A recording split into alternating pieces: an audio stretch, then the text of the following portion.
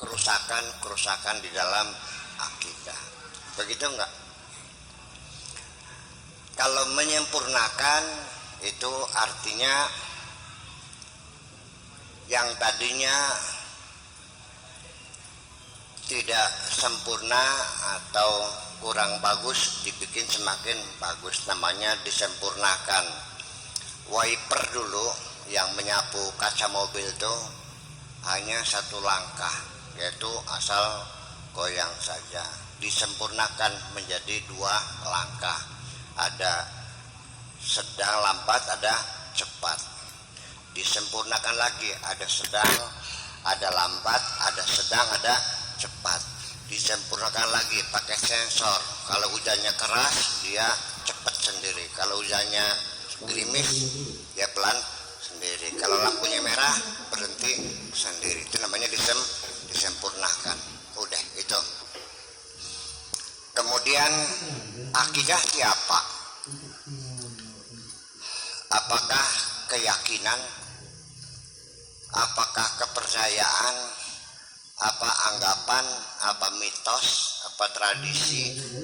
Tetapi di dalam agama Islam sendiri itu hendaknya dibedakan antara akidah, tauhid, ilmu kalam. Ya kan? Ilmu akidah sama dengan ilmu kalam, dengan ilmu tauhid. Jadi akidah kita sendiri sesungguhnya dalam agama Islam ini sejak Nabi meninggal dunia sampai Khulafaur Rasyidin, sampai Daulah Umayyah selesai. Nah, di zaman abad Hijrah, abad kedua Hijriah, yaitu abad ke-8, akidah kita sudah berbeda satu dengan yang lain. Kalau berhubungannya dengan Yunani nanti akidahnya berbeda, hubungannya dengan India berbeda, ada terjadi akulturasi budaya. Akidah-akidah yang kita terima ini berbeda-beda. Kalau kita di sini akidahnya disebut akidah Ahlussunnah wal Jamaah, betul enggak? Kalau Ahlussunnah wal Jamaah itu ikutinya pikirannya Imam Asy'ari. Ya kan gitu. Selain itu ada nggak? Ya nanti ada Mu'tazilah, ada Qadariyah, ada Jabariyah, ada Murji'ah, ada Syiah, ada Wahabiyah. Banyak banget. Kalau saya apa akidahnya? Nggak tahu. Apakah saya Mu'tazilah? Bukan. Saya Syiah juga bukan. Karena saya juga melihat bahwa masing-masing akidah itu memang ada lebih, ada kekurangannya di bidang mazhab-mazhab itu. Umpamanya, saya kasih contoh.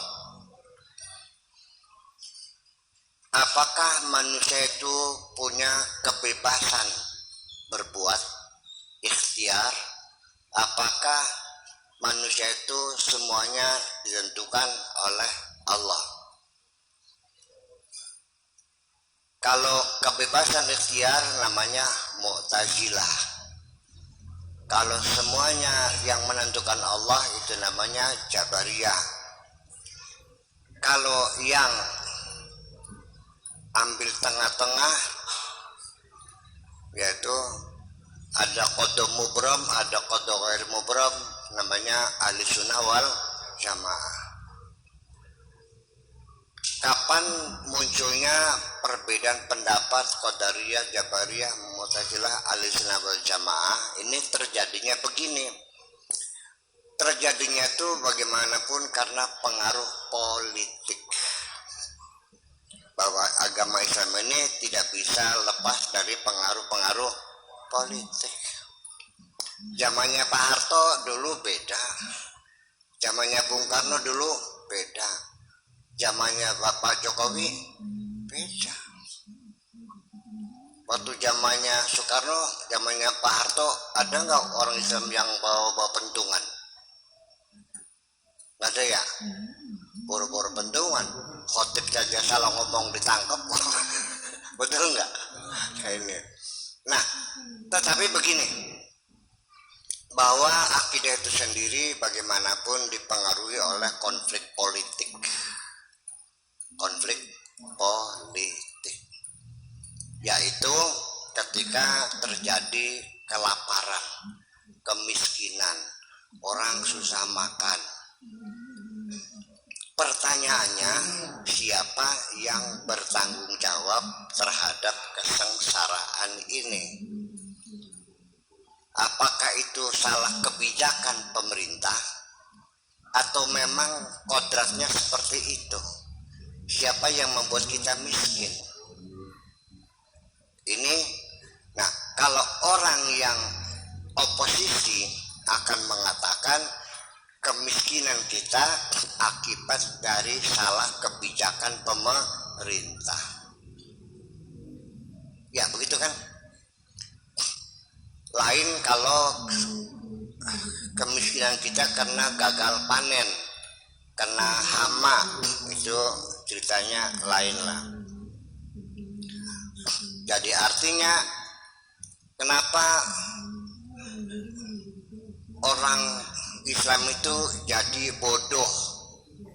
Apakah memang takdirnya dari dulu sudah ada ketentuan qada dan qadar Allah bahwa si fulan ini bodoh, atau memang karena salah kebijakan pemerintah? Iya.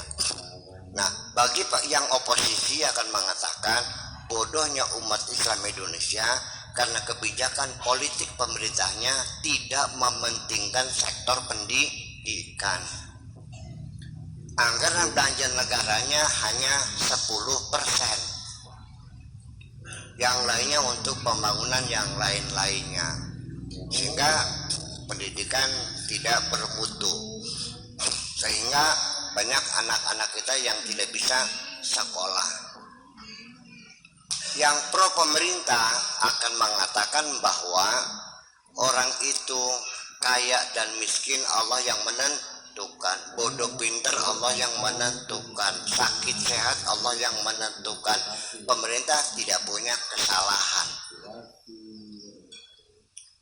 Masalah qada dan qadar saja ini akan menjadi sangat penting dipengaruhi oleh pengalaman seorang pribadi yang berbeda-beda.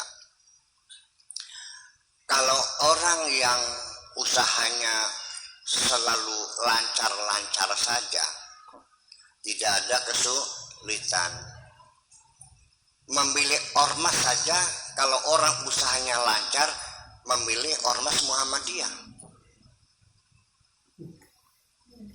Kalau yang usahanya gagal melulu, milih mazhabnya mazhab Jabariyah. Kalau nanti yang kadang-kadang berhasil kadang gagal, milihnya orangnya NU. Ya, nah, orang Ahlussunnah wal Jamaah meyakini bahwa qada dan qadar itu ada dua macam. Ada qada yang mubram, ada yang qada ghairu mubram. Qada yang mubram itu qada yang bisa dirubah oleh Allah di kemudian hari. Kalau qada yang mubram itu tidak bisa dirubah lagi.